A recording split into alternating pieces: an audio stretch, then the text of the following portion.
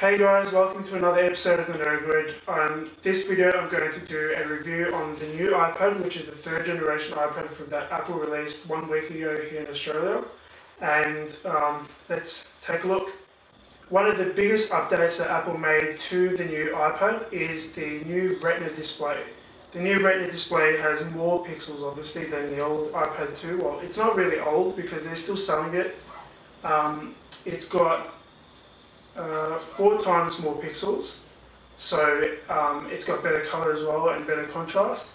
They're still selling the iPad 2, like I said, and really, like, you can't see a major difference because with the iPad you're just holding it. I mean, it's not like the iPhone where sometimes you're holding it a lot closer than what you would with the iPad.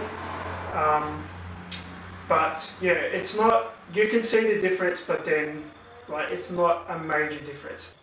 Another new feature in the new iPad is the A5X chip.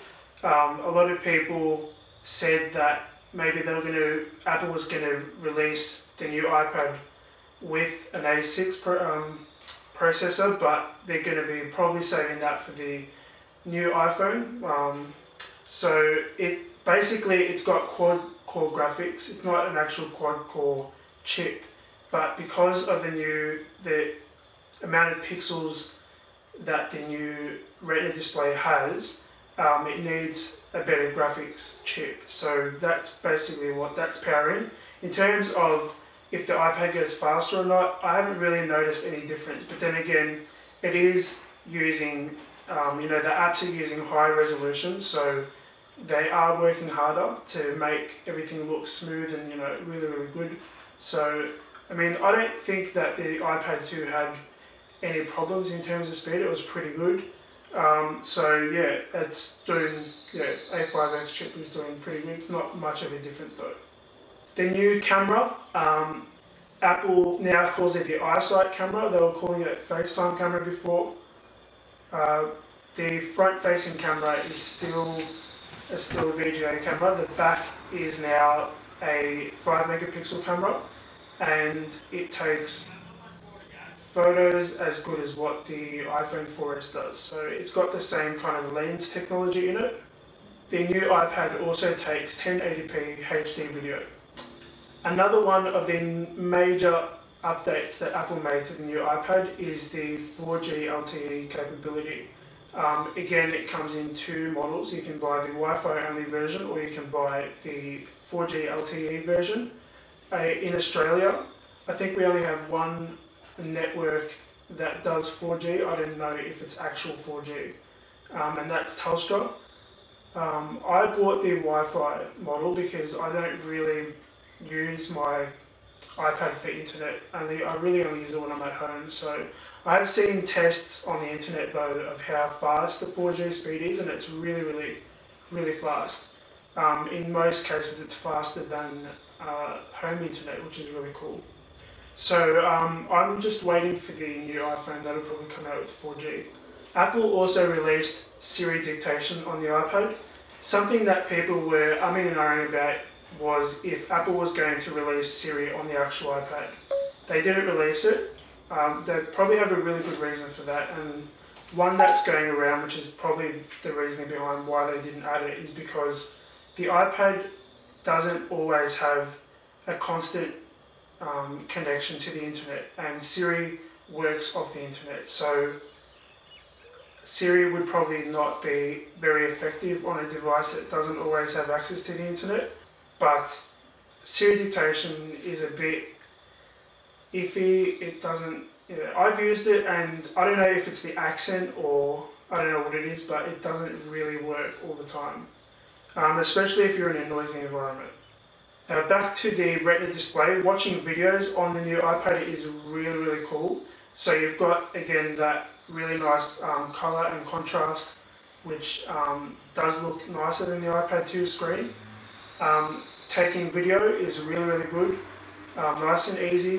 One change they did make was to iOS 5 with taking photos and taking video. They put the camera button to actually take and record on the side, so you don't have to kind of hold the iPad in an awkward spot to actually press record and get going.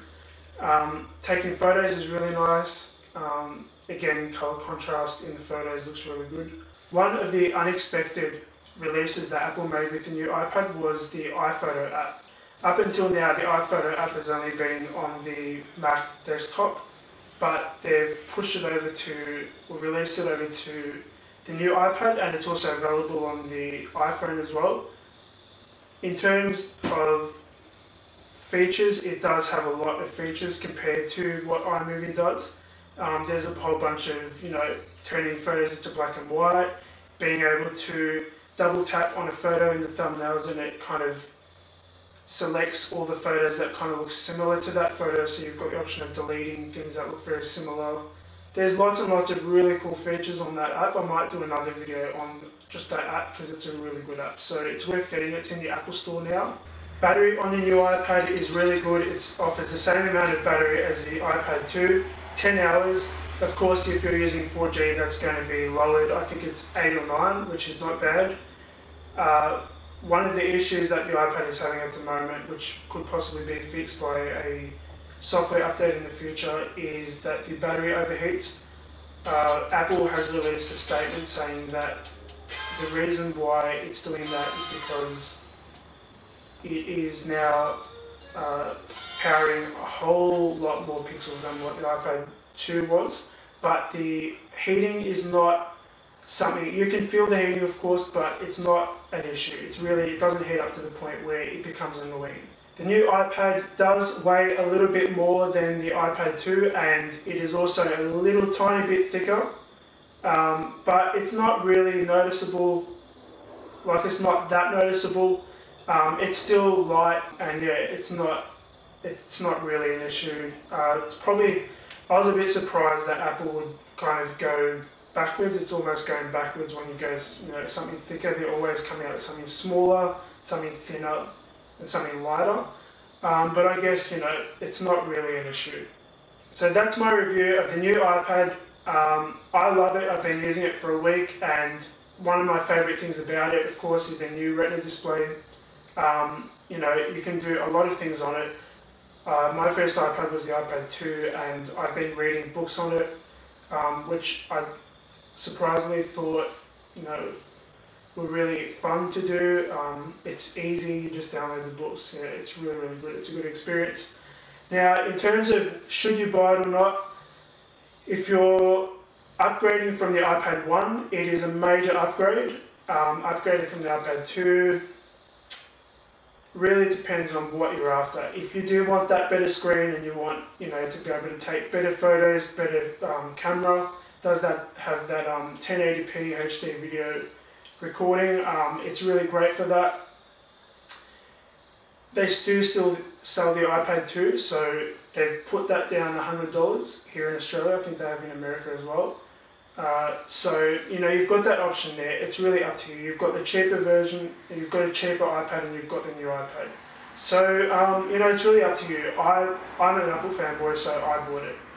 I hope you guys enjoyed the video. Please comment and leave a comment down below. Like the video, that helps out a lot. And also subscribe. So thanks for watching, and stay tuned for more of the Nerd Word.